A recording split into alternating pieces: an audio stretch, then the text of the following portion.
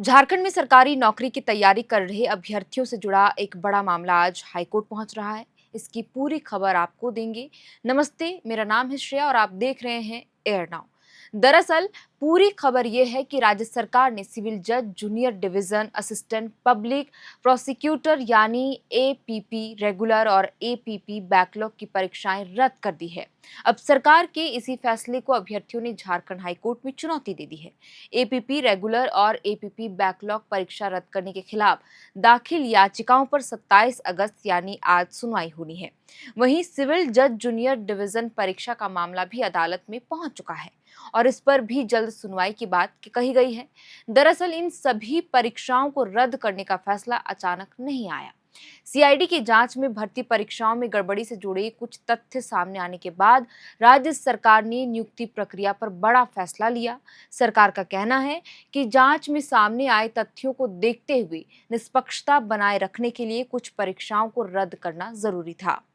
इसके अलावा साल 2010 में अब तक हुई नियुक्ति परीक्षाओं की जांच भी सीआईडी को सौंपे जाने के बाद सामने आई है, लेकिन सरकार के फैसले से उन अभ्यर्थियों के सामने नई परेशानी खड़ी हो गई है जिन्होंने इन परीक्षाओं के लिए महीनों और कई बार सालों तक तैयारी की थी।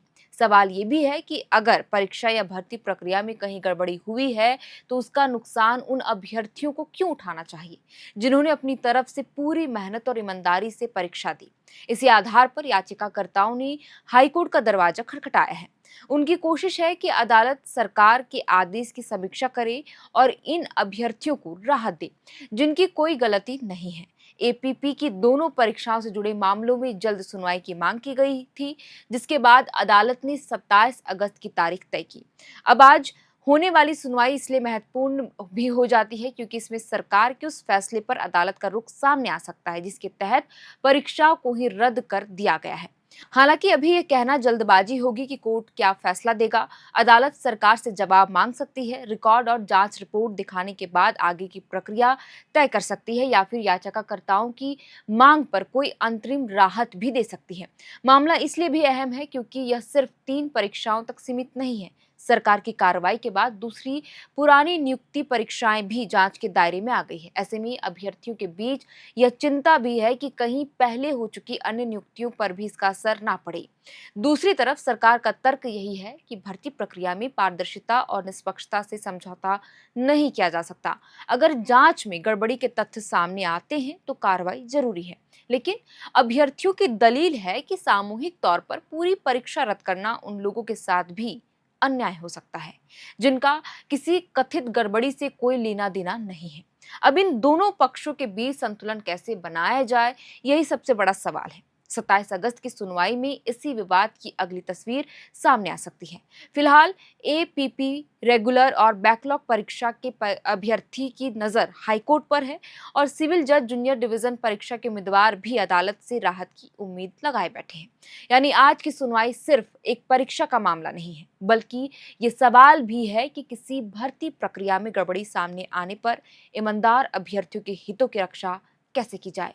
तो फिलहाल के लिए इस वीडियो में इतना ही। अब देखना होगा कि हाईकोर्ट इस पूरे मामले की जब सुनवाई करता है तो हाईकोर्ट का डिसीजन क्या कुछ आता है। जो भी अपडेट होगा हम कोशिश करेंगे कि वो अपडेट आप तक जरूर पहुंचाए। आप देख रहे थे ना, मेरा नाम है श्रेया, कैमरे के पीछे हैं अभिषेक। बहुत बहुत शुक्रिया। FRP pressure vessels are made using fiber reinforced plastic, a powerful combination of high strength glass fibers and corrosion resistant resin. At Duraplast, we manufacture these vessels using advanced filament winding technology. Layer by layer, resin-coated glass fibers are precisely wound over a rotating mold, creating a structure that is lightweight, high strength, and built to handle pressure. The result? Superior corrosion resistance, longer lifespan, lower maintenance costs for industries that demand performance without compromise. For customized FRP pressure vessel solutions,